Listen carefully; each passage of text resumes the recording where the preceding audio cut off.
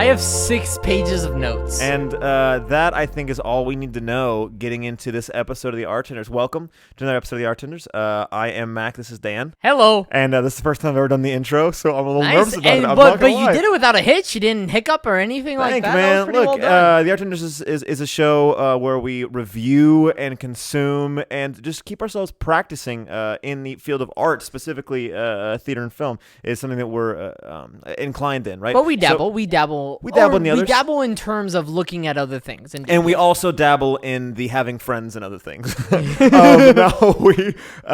Today we are reviewing something that I know is very near and dear to Danny's heart, specifically. Yes, in a way. I think in many ways. And so I think hit the mic. That's a fine. Oh, man. Already? Hold on. Okay. Okay, off on the front end, we have a couple things that we need to address. So Go ahead, get out the penalty board. The penalty board keeps track of all the penalties that we have accrued. So I already have one for accidentally bumping the mic at the top of this episode. Then I have 2 that I'm going to also obtain. So one of them is for on the Cowboy Bebop the movie episode. The character that is the Native American, essentially, I called him Sleeping Bull. His name is actually Laughing Bull, so I got his name wrong. That's a fine. And then there was also, we talked about on the Uncharted episode. I don't know why I put the emphasis on the wrong syllable, but Uncharted episode. On the Uncharted episode, not Charted. I referred to Naughty Dog's other series that is not, Uncharted or The Last of Us or Crash Bandicoot that they have made in the past. Then I brought up Ratchet and Clank and Sly Cooper, and they didn't make either of those, but I don't think I, sort of gave myself the area to really, work myself in with a mistake. The game that I was thinking of was Jak and Daxter. Completely wrong. I deserve a penalty for that. So now I currently have 4, and Mr. Director Mac over here has 0. Yeah, we're doing Cowboy Bebop, the television show, and shit, I just forgot to mention one other thing. We're expanding our penalty point system, where if you also get the gender and or familial ties wrong for like a character or a person, then that'll also count as a penalty. I love how specific these are getting. That makes me very happy. Yes, so that's also going to count as a penalty as well. Okay, and that would have counted against me. Yes, that would have counted against you a couple of times. Father. Yeah, it would have counted against me also like a couple of other times as well. So now we're going to keep ourselves, more honest. Absolutely. Honest, if you will. Now, we're doing, Cowboy Bebop, the television show, the live-action adaptation that is on Netflix, starring John Cho, Mustafa Shakir, and Daniela Pineda. And it's a show that is based off of the anime from 20 plus years prior. No, close enough, but also loosely. Yes, it takes its own stab into the Cowboy Bebop foray, trying to do its own story. I would say the first episode is very much the original anime. Yeah, and then it starts to branch. And there are a lot of episodes like that where it's concepts or ideas or characters that are basing itself off of the original shows, like Maria Murdoch, who is the eco-terrorist, and then you also have Perot LeFou, and then you also have Whitney Matsumoto, who changed genders, over the course of the adaptation, as well as like different characters perform different roles. Shin and Lin, for example, Anna as well. Gren is another example. All these characters that have sort of molded to this different interpretation of a very similar story, and now. Look, I finished watching the show like last week, in reference to when we are recording this presently. So my memory isn't going to be as great, but that doesn't make the show any less disappointing of just a show in the first place. So Mac, I'm going to be on it. Like, I don't know, where do you want to tackle this? Like, do you want to like go with your thoughts first? Like, what do you want to tackle here? I think the main thing that I want to say on the front end, Danny, is something that is really gonna piss you the hell off. Okay. Do you have any guesses? No. I feel like you might know what I'm about to say. I mean, you're probably going to say that you thoroughly enjoyed this show. Not thoroughly. I thought it was okay. Wow. Okay. I didn't think it was that bad, and I think that a lot of the shit of it comes from, one, it being a very quickly made like Netflix churn out type thing. It felt very like under rehearsed. Yeah, it felt very rushed. It felt very like, let's just get the shit out there. I think I want to echo that a little bit, Please. where specifically if you watch the fight choreography, primarily in the first half of the season, especially in the first episode, that the fight choreography looks incredibly unrehearsed for the most part. I don't know the exact production schedule and the hiccups that the show experienced. I know at one point, like John Cho, who plays Spike in the show, gets injured during the filming process, so the filming had to stop Do we know for an when that was? extended period of time. I'm gonna have to look into it. I'm sorry. So. Yeah, sorry. I just have no idea. Well, I also was not prepared enough to give okay. all the information. I mean that. And I will say on that, this is probably one of the things we've reviewed that I know the least about. Like, I've done the least amount of research on outside of the show. You know what I mean? Partially because I, didn't necessarily have, like, all the time in the world, like, trying to get together. But I think a lot of it is that I didn't necessarily, like, I wasn't very emotionally invested in this one. You know what I mean? Like, I wasn't, I didn't necessarily, this is going to sound mean, care. That... like how it was made, I was more just because it was just so middle of the road. Like, I think that this would be like a big F tier for you. Maybe we'll see, but I think it might be like a medium for me. And I think that kind of ties into why you might have thought that this was so absolutely abominable, was because you have such close ties to it. You know what I mean? I think so. I have to acknowledge that, yes, I've been a fan of the original anime for an extended period of time. That may be trickling into my overall opinion of what I think of the show, but I think, in my personal opinion, that the problems that I have with this show are largely unrelated to sort of the comparison of what the original show did. I think a good example is Faye's character, right? Faye's character in this adaptation is completely different than from, the original version, Which right? we talked a little bit about. Yeah. The original version is a femme fatale, right? She uses, a sort of her sexual not interest, the word is Prowess. Sure. Yeah. But she uses her attractiveness as a weapon. Yes, essentially. absolutely. For many moments, as well as like still being a heart of gold, right? Yeah. Where instead in this adaptation it's less femme fatale, but it's more of talking in a dirty sort of way, like with a sailor's mouth, essentially. Right, but she still has that heart of gold, and how her character now explores the space is differently, right? How she explores her relationships is differently the live action adaptation than the original show. And I think a lot of people have a problem with this show's adaptation of Faye, probably because it isn't the Faye from before. Right. I actually have very little to zero problems with this show's adaptation of Faye, because I thought it served the story well as I thought, you know what, I'm just going to go ahead and say it, gold medal to Daniela Pineda. I'm going to go ahead and say it, gold medal to Daniela Pineda.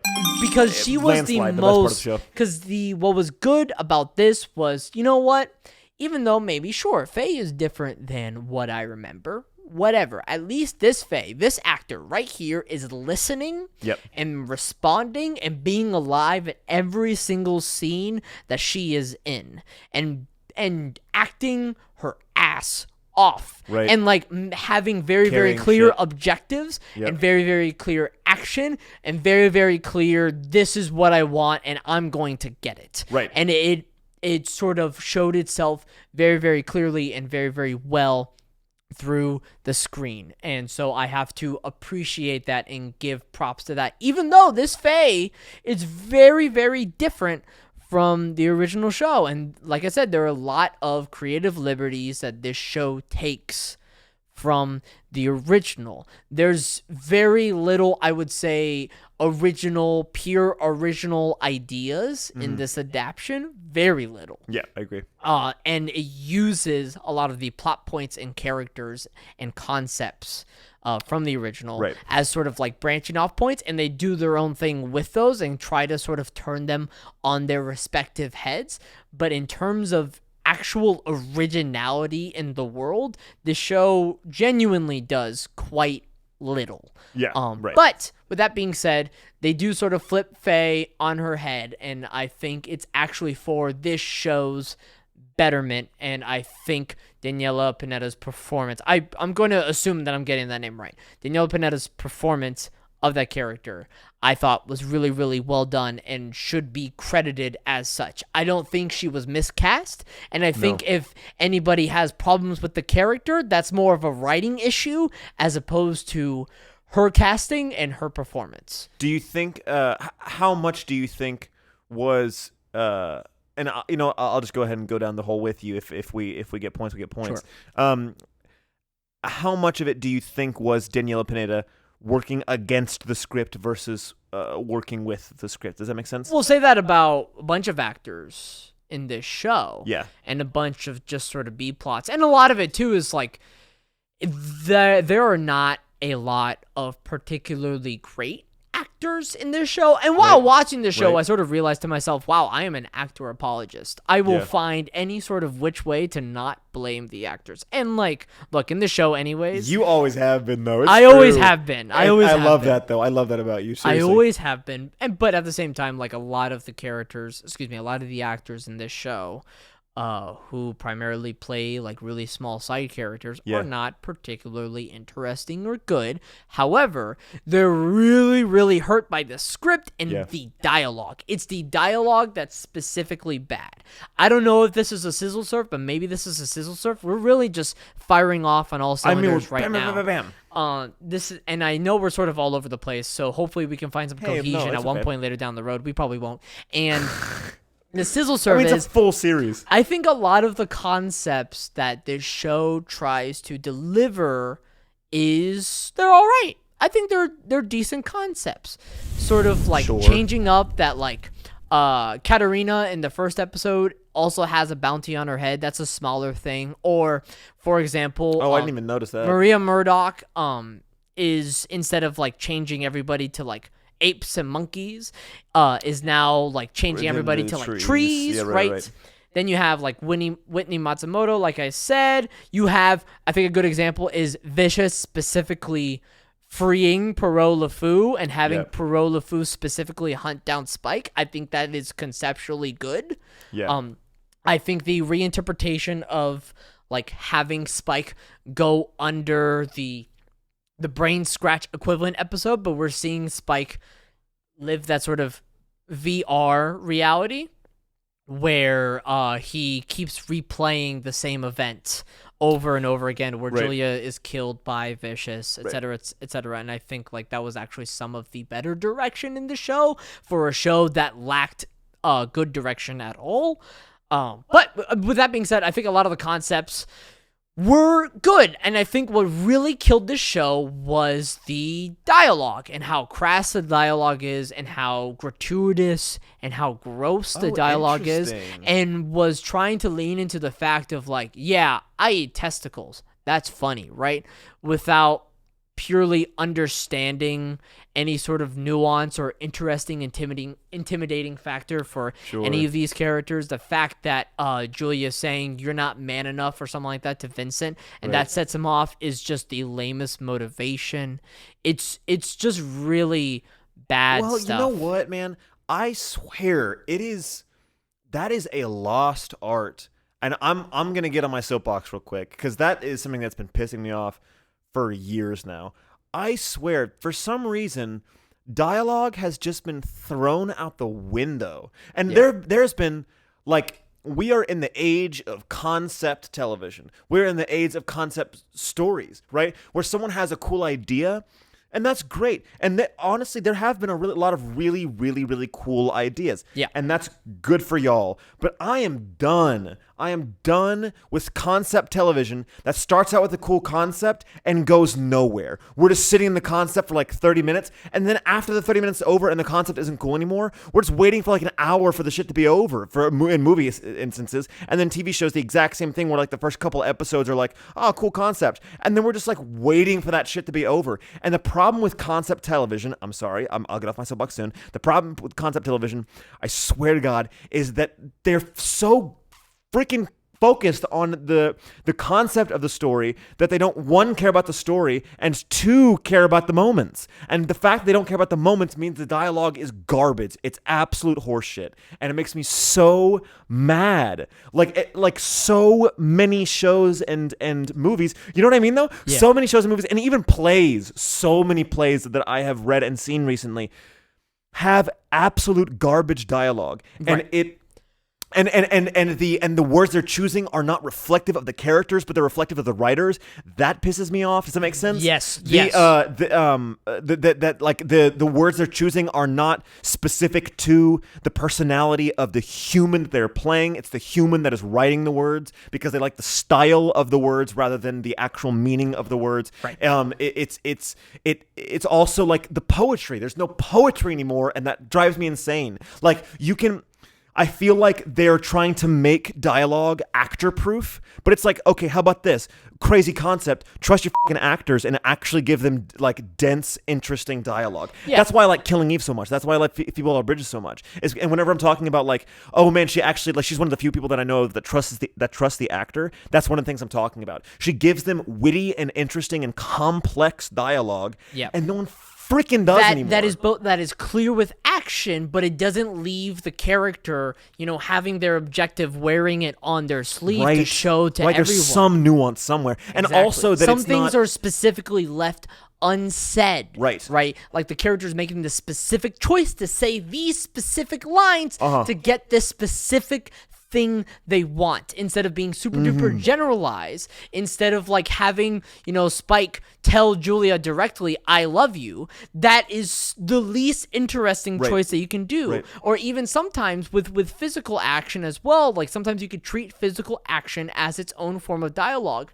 Even having Faye hug Jet. And you can tell that Daniela Pineda did that a lot, where like she was kind of making her own dialogue at times. Yeah, and not like literally making new words, but I mean that she was definitely adding. Yes, it's okay. I'm giving you a visual. There we go. Yes, it's what? Self-generating. Yes, that was the visual gesture that I did for an audio medium, because I am good at what I do.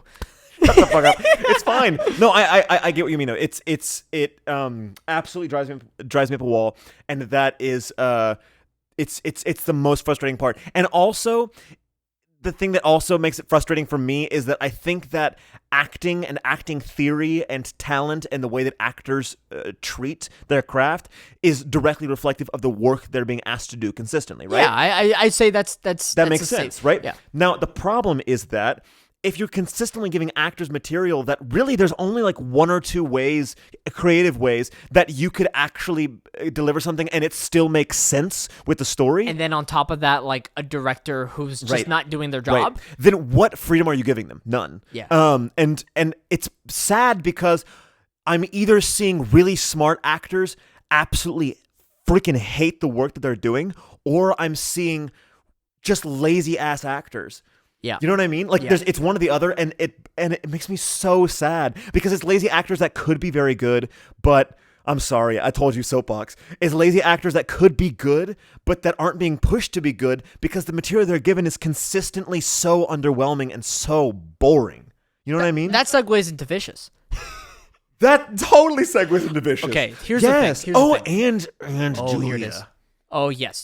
Julia's worse. Julia is so bad. Okay. Sorry, go ahead. Well, because Julia is bad on all cylinders. Like every moment, everything. Yes. So this show makes the very specific choice of giving Vicious and Julia a lot more screen time, right? The poor decision of giving them so much screen time. I don't think it's a poor decision You're right. per se. Poor execution. It could not have been more poorly executed, though. That I wish I was executed while watching it. Okay? Oh, Danny. Okay, yes, here's the thing. So I had a problem with Vicious in the original show because I did not find Vicious's actions properly motivated.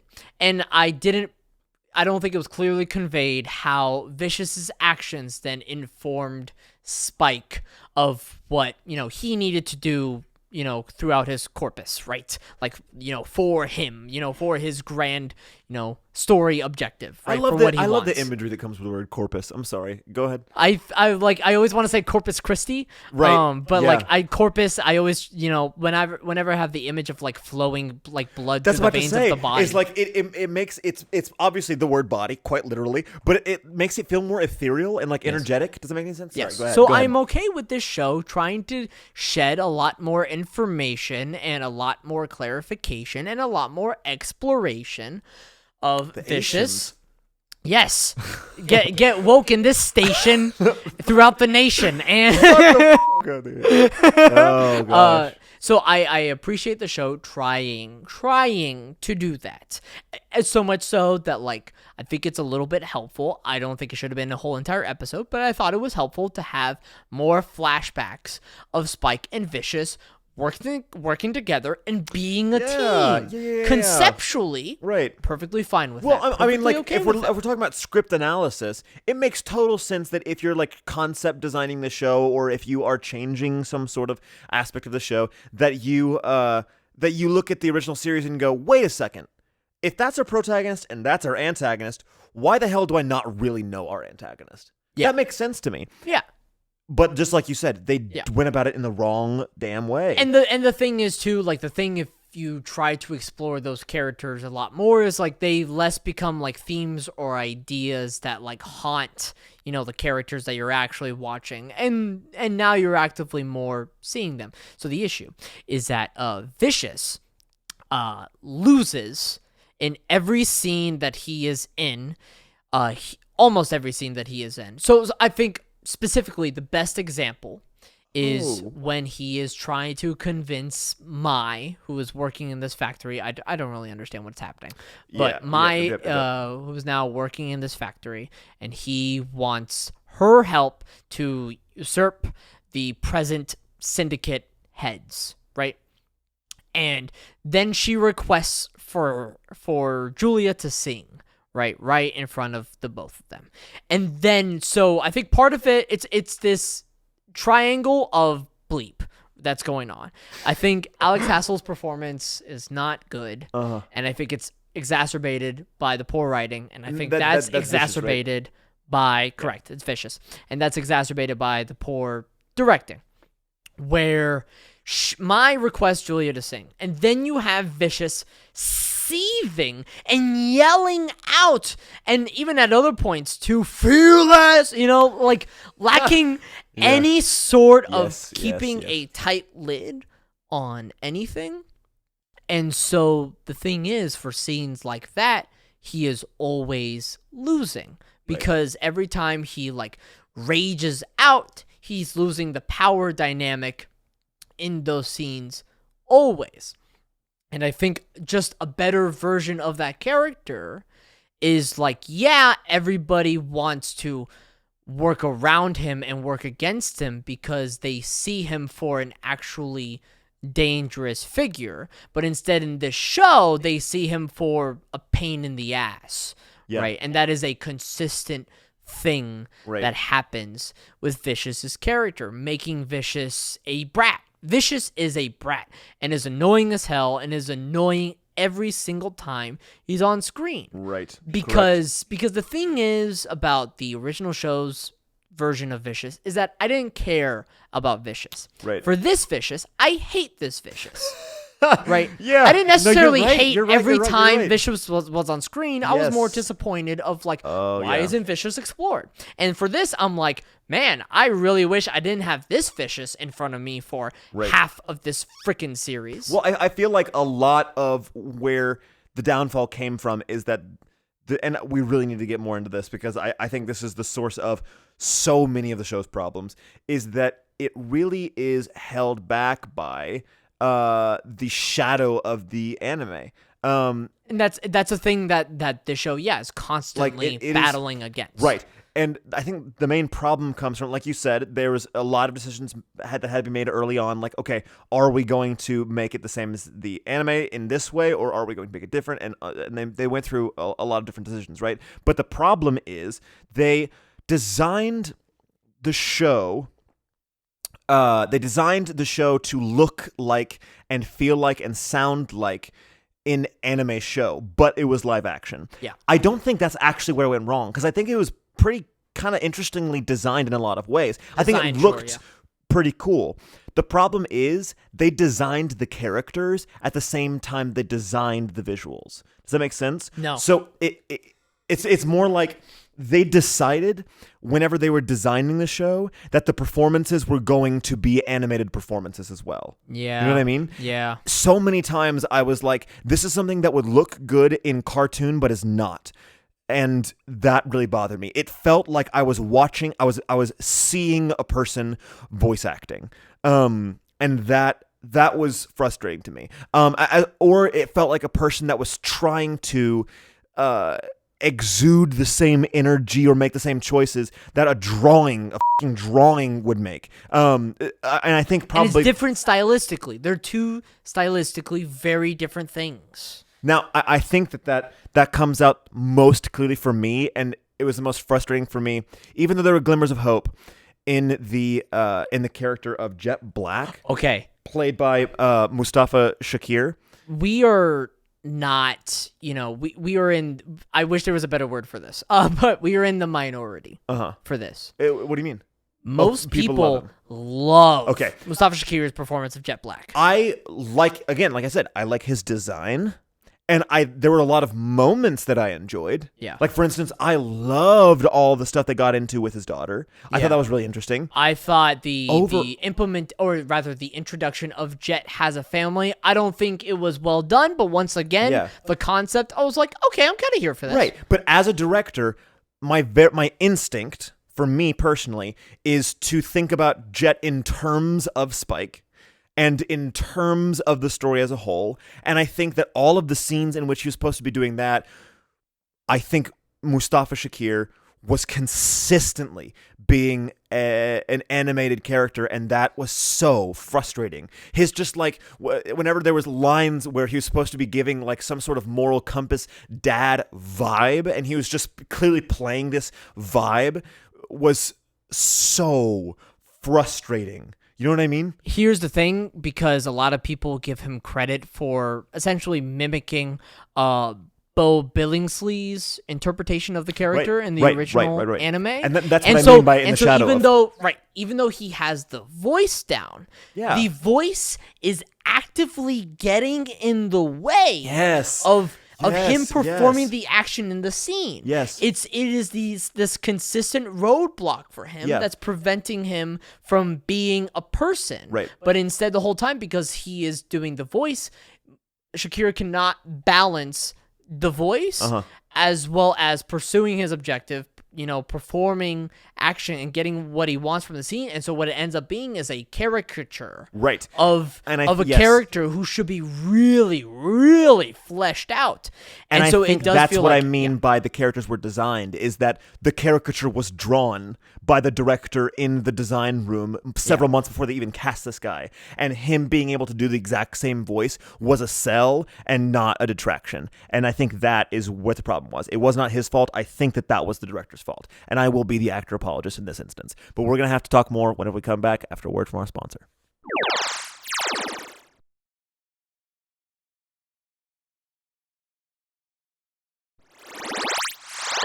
Am I ready?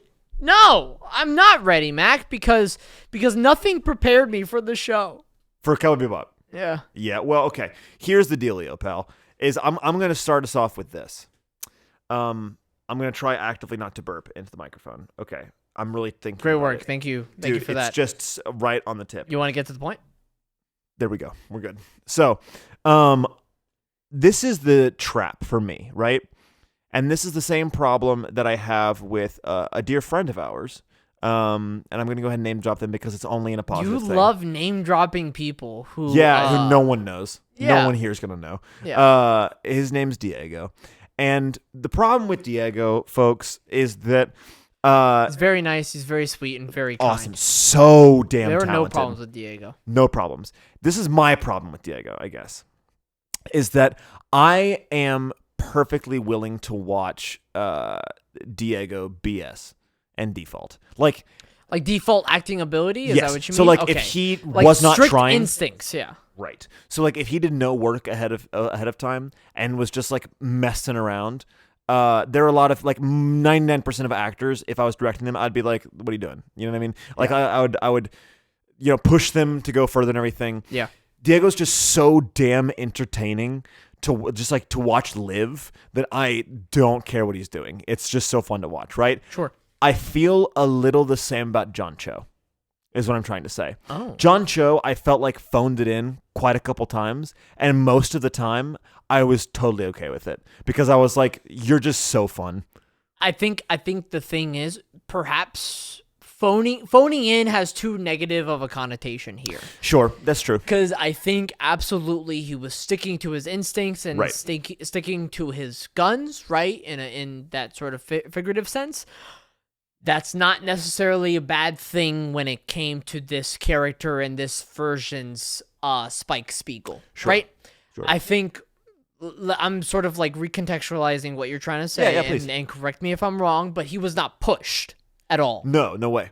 He was not pushed No. really by the writing too much, Yeah. right? Like not But really pushed that much. In all fairness, he also there were plenty of times that I think that he could have pushed himself and didn't. Sure. Yeah. I think Sure. that it was a lot of John Cho riding on that John Cho charm.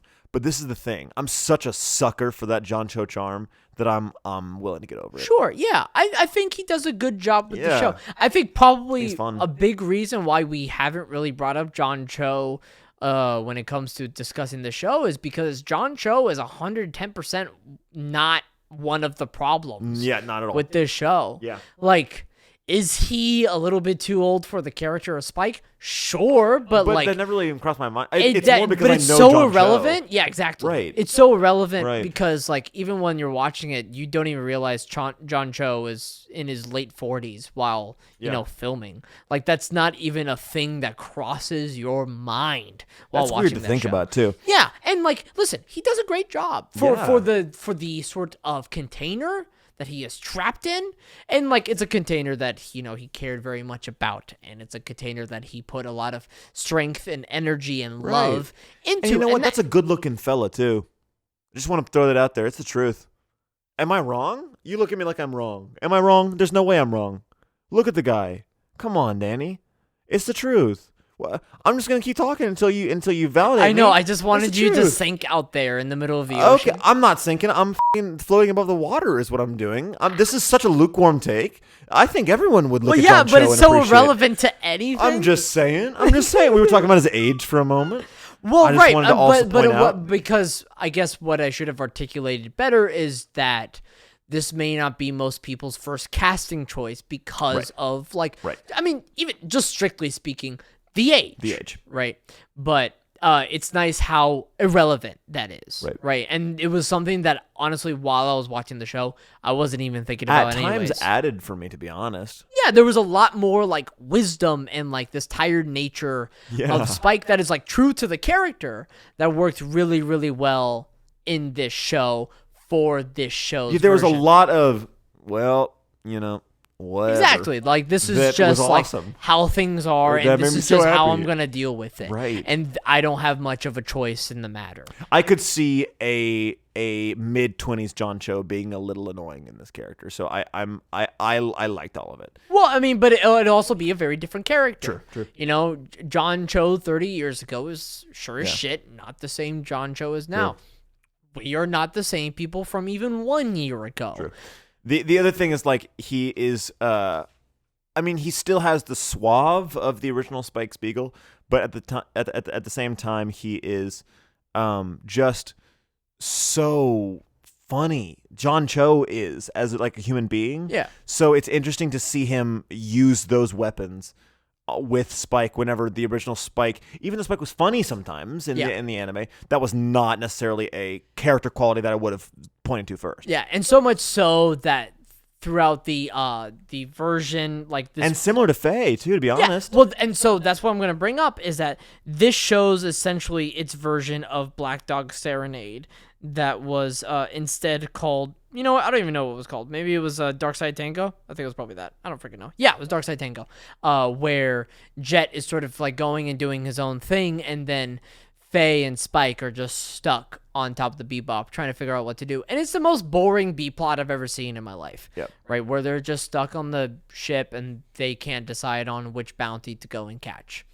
It ridiculously boring. What saves it a little bit, because it's not much, because it's just bad. Yeah, but right. what saves it a little bit is John Cho and Danielle Pineda. It's them acting across from one another and responding to one another. It's one of those few moments that well, not even one of those few moments. It's just one of the many moments that are certainly aided by those two responding and being alive with one another. Let's briefly just talk about the poor direction, and I know we've alluded to it many times.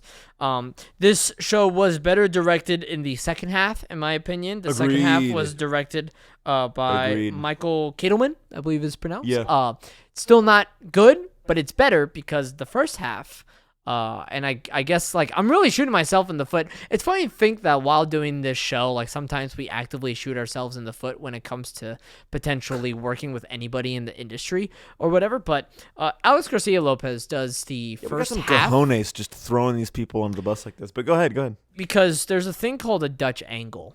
And it is... Oh, my Lord. That's hilarious. One of the... That is hilarious. Well, and like that among other things, too. Not having a sense of pacing, not pushing the actors at all, not, just simply telling the actors, hey, I don't care about what you feel. Yeah. I care much more about what you're trying to do to make the other character feel, like the character across from you feel something. I don't care about what you feel. Like, that note could have saved so many scenes in the show. And instead what happens was somebody who didn't really participate in the actual directing of the actors, perhaps was just directing in the sort of, like, cared a lot more about how the show looked instead of about what was actually going on in the show. And so then you have a bunch of, like, these wacky shots, and 95% of them are Dutch angles. And if you don't use Dutch angles well or effective, it looks incredibly contrived. If, for those of you who don't know what a Dutch angle is imagine if I guess this only really works as a video form, but if you're looking at the video feed, and you're looking straight on at Mac and I. Now imagine you move the camera just like 2 feet to the side, right? And then while you're having it still pointed at us, you bring the camera down sort of vertically on the y-axis, and then you tilt the camera up. And then that is what is called a Dutch angle. And the thing is that it's supposed to look like super duper stylized. Yeah. But the thing is that because it has been so overdone, and because everybody thinks, oh, it's really stylized, it has become unstylized. And really a lazy choice, because what it says to me is, oh, you don't trust the visual design or even the acting or the character, whatever, in your shot. Hence why you're essentially putting a hat on top of a hat when you're adding this Dutch angle, which actually doesn't enhance anything that is happening within the scene. There, a very similar thing happened in the early 2010s, late 2000s, where a lot of filmmakers a lot of indie filmmakers, whenever they were able to finally, like, afford really solid film equipment, what they started to do, like, once they were finally able to rack to focus, and they were able to control the focus to a certain amount of detail on their DSLR cameras or the cameras that they were able to purchase themselves, what they would do is every single shot they would start out of focus and focus in on the subject, and it just got so overdone that now it's like almost a commercial thing. Like it's really only done for, like, photo shoots now, because it's just not it's so overdone and regular. It's boring now. Now, something that I was going to say, though, on your whole Dutch angle thing is, My question to you is this. Do you think that we would still call that a Dutch angle if that exact same shot, frame for frame, was drawn?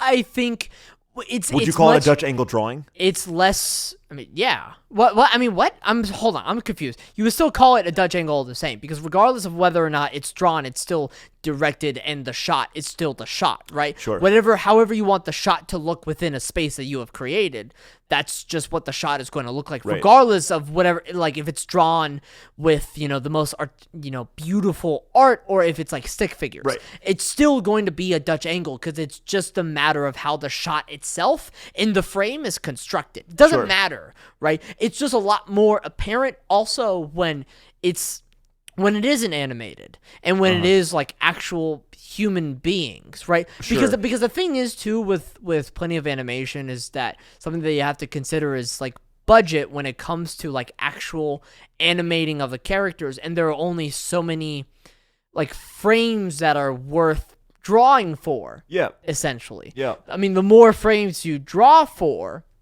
it's just gonna cost more money. Like Right. while I was editing the Cowboy Bebop session tier list video, which you should go watch on our YouTube You page. should, because it bops. Go ahead. Oh, that was wow. Cowboy Bebop. Woof. Okay, please don't. And then what I noticed was, there are like 5 frames, and we noticed this while watching the original Berserk Yep. anime as well. There's just like, there are a lot of frames that are just reused and reused and reused Yeah. and reused again and again and again. I'm sure in order to preserve time and cost. Yeah. The thing that makes it that is different about something that's live action is that like you're always going to like how many frames you have is not going to change any sort of cost per se, right? So like, let's say a shot is, 2 seconds, right? So then it's 48 frames. And then you only have like maybe 3 animations for those 2 seconds, Yeah. right? And so that's how much, 48 divided by 3, whatever. That's how much you're allotting to, where you have an actual person in that frame. I know I'm really sinking into the weeds here. You're right, but an actual person there, like they're just acting, they're just being, like it doesn't cost any more to them to wave their arms around or do wacky faces or anything. I can't even remember what the original point was. You should really just shoot me in the face because I just got lost it's okay. in the weeds No, here. but I'm starting to wonder, like, would this show? Because I know that like The standard Dutch angle point. What was the Dutch angle point that you were trying to get to? was that I don't think that it is as weird the consistent Dutch angles in drawing or in animation. Yeah, I agree. Because the Dutch angle and what I meant originally whenever I said like is that still a Dutch angle is that the Dutch angle is used to imply stakes, intensity, panic most often, and so or sometimes even just like intense focus, right? And I don't think that's necessarily what it implies in animation. I don't think it's the exact same thing. It could mean a lot different things, but in live action, it always implies that. So whenever we're consistently getting it, it makes me feel the same thing over and over again until I don't feel it anymore. Exactly. Whereas in animation, I am able to have a new experience each time with that weird Dutch angle. It's just straight up not used correctly. Right. Is the right. thing. Right. And it's yet another example of things that don't translate and that the animation is holding back. You were also talking briefly in our intermission about another thing that was held back by living in the shadow of the former animation. Well, it's a big thing is that this show doesn't. I think I alluded to this also in the first part. The show doesn't have any original storyline. Period.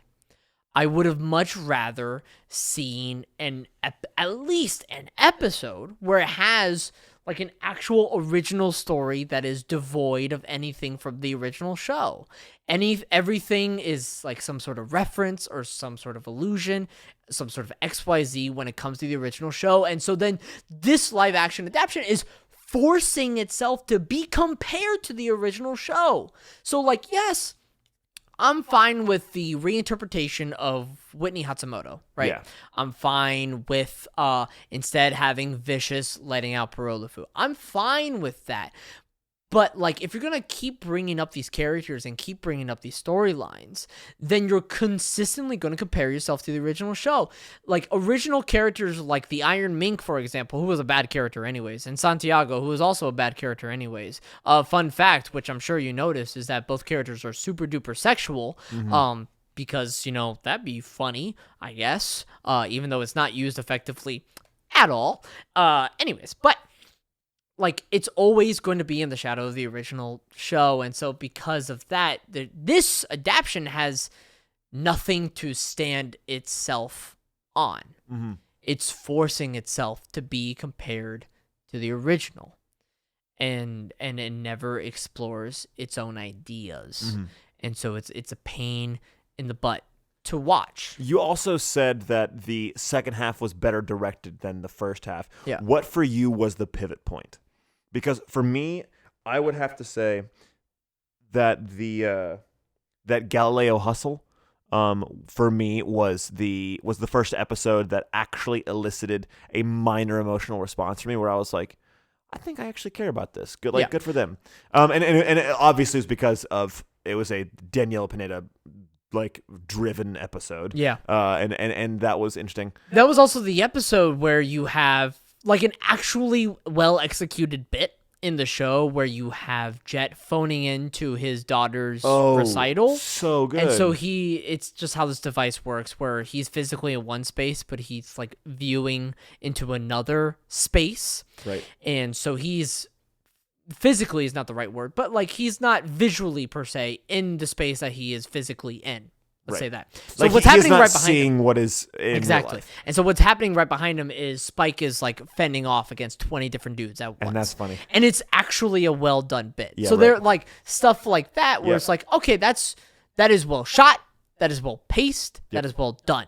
Thank God. Finally. And there was also like less of a usage of Dutch angles. I mean, there just was. That's true. There just was significantly less. Yeah. I think once I said it a little bit too. One of the better episodes was Binary Two Step, which was the brain scratch equivalent, where Spike was sent under, and I think the visual design of that episode was really, really neat. How the more and more he repeated in that VR, that world that he was stuck in, that colors got more saturated and it became more of just like a blob blurry painting that he was like experiencing and living in. I thought like that, like a very simple and like not a crazy choice, right, but like a well done one. And that is a choice that like I think has some artistic merit to it. Right. And so a lot of the show at the first half is devoid of that. And I think that comes back to the show. I have to say, is designed really pretty well. In terms of the cinematography, in terms of the lighting and the color choices. I gotta stop you on the cinematography there. I mean, okay, not necessarily the Dutch angles one. I'm talking about purely the shot composition, scenic design. Scenic design, sure. I still disagree with the shot composition part. In what way? I mean, like you said, the Dutch angles. Way, and it was better explored in the second half, but it felt very contrived of sort of like action sequence that it didn't leave a lot to desire for the actual character storytelling, and I don't think the direction trusted the actors a lot. Okay, sure. Well, yeah, but by shot composition, I mean the way they filled the frame.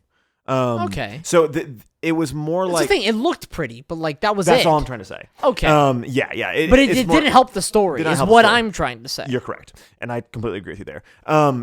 I mean though that something that I found really interesting is that the original show, although it was aware of its settings and its surroundings and its locations, it didn't necessarily bother too much with them, because the subject was always such the middle of the frame, such the priority in each frame, which I understand why that is and everything. But it was kind of cool in this because there was so much more room for establishing shots and whatnot, that it really did. Whenever we were in the deserts, I felt the desert a lot more. Whenever we were in space, I felt the space a lot more. And it didn't feel like we were in urban environments as much as we were in the anime. It felt like the like I really liked the way they use saturation in the desert. Like it really did it for me. Okay. Yeah, I liked the way they used setting. Fair enough. Again, only in an aesthetic way. Yeah. Because in a storytelling way, this bombed. It bombed. All across the board. Yes. Yeah. Okay. I also have to. I want to say really fast too that in terms of like runtime, this is like around 10 hours or so, and the original show was around like 13 hours ish, 12 hours ish or so. Right. Interesting. So, but what's interesting is that like what I was experiencing too was even though it's comparable length of show that you're watching per se between the two, because the original show is 26 different episodes, 24 different sessions. What is actually happening is a lot more character development because it's a lot more like individual stories and experiences that these characters are going through, as opposed to 10 different episodes, and one of them is a flashback. 10 different episodes. Yep. And so of characters exploring, so it actually gives characters less time than more episodes, but shorter episodes. It gives them less time to actually develop with one another. So like Galileo Hustle, when you see Faye, watch that the beta tape, as it's called, or the VCR, whatever the hell it is in this show. In this show it's a VCR. Like I actually felt that was less earned, and then I also, a little bit, but more so like the relationship of the crew, where I felt a lot of that was much less earned. And I was like, oh, because there's a lot less space in between episodes for me to sort of fill in my own story of how this crew is growing together. Mm-hmm. And so, like, it's just, the show has less actual character time for the characters to grow with one another, as opposed to, like Faye is with this crew in this version less than, the original version. Let's talk about Julia. Sorry, I'm trying to fire off on cylinders because we are rushing to the end, and it's been a crazy fast episode because there's so much to discuss. A lot. That's the issue with television shows sometimes, is that there's a lot to tackle, and we're not going to tackle everything. Okay, then let's talk about Julia. Julia's garbage. Next. Yeah. It's just, oh god, it's abysmal. It hurts my heart because. Okay, yeah. Because what? No. Because what? I was trying to get to like a specific point. I did not like this performance in one single regard. I mean, I don't think that the actor was necessarily helped by the writing, but I don't think that there was just so much model acting in terms of just like staring off into the middle distance, and it bothered me that most of the time what we would get in terms of like scene or development was not actually development. It was just to check in, like, ooh, what's happening with Julia? Still sad. All right, back to the story. And nothing actually happened. Every time we went to Julia, I was expecting for nothing to change by the end of the scene. I'm upset at the writing of the show because even though like Julia performs a lot of action at the end for for 9 episodes, Julia is a victim. Correct. And so removes any sort of agency that her character has. And so and I'm not saying like people can't be in that position, but oh god, now I got myself lost in the weeds and I lost my train of thought. Okay. And this is really bad. It's that you're correct. It's that but she it's like does not have to any the original agency. Character, like the original character does have a lot of agency, and this one is a victim a lot of the times. And so what you're doing is that you're actively taking away agency from this character. Yeah. And like, not to say like, I think there are plenty of people who, when they're in a relationship with a lot of domestic abuse, that like, of course they are going to be the victim, but it felt like there was very little like action from this character, and I think like there was very little nuance to her experience. I don't know. Like I'm trying to figure this out in real time, hence why I think this is coming out really, really poorly.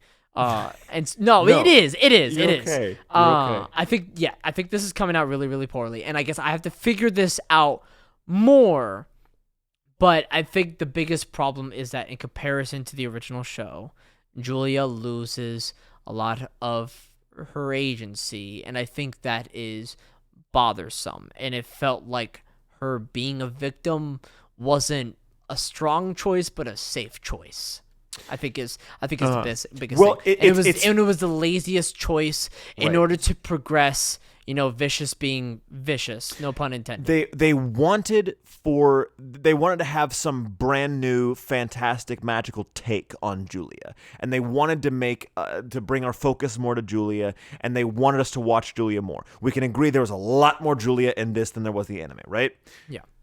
Here's the problem: they also didn't want to branch from the story, so they weren't going to write anything new for Julia. Yeah.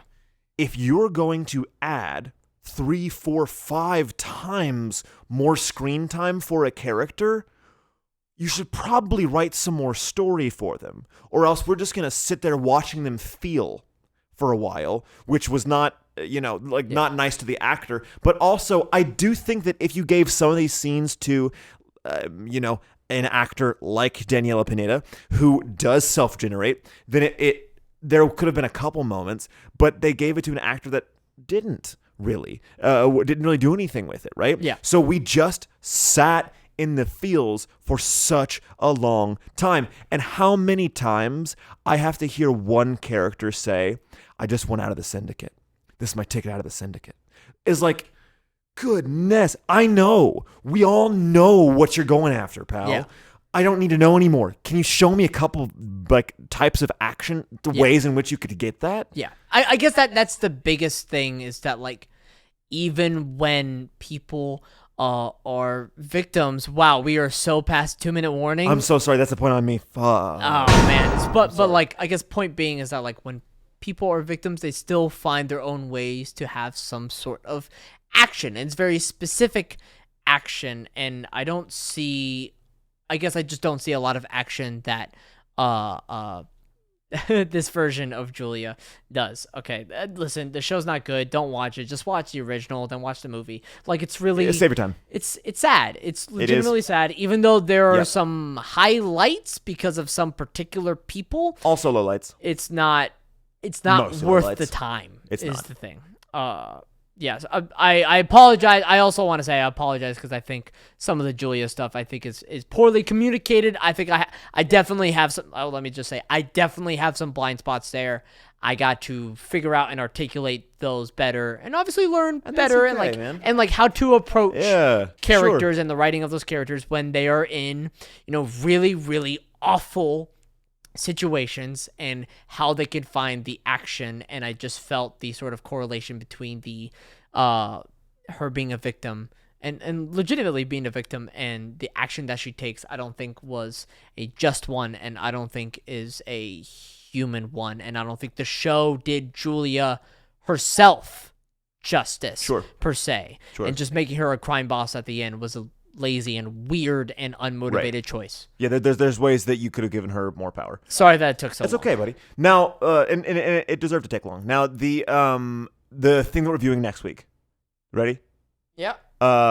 Get ready. We're going on a date, mister. A date? Going back to the movie theater, sir. Again? I know. And you're going to hate it. And guess what we're seeing, brother? Huh. The Batman.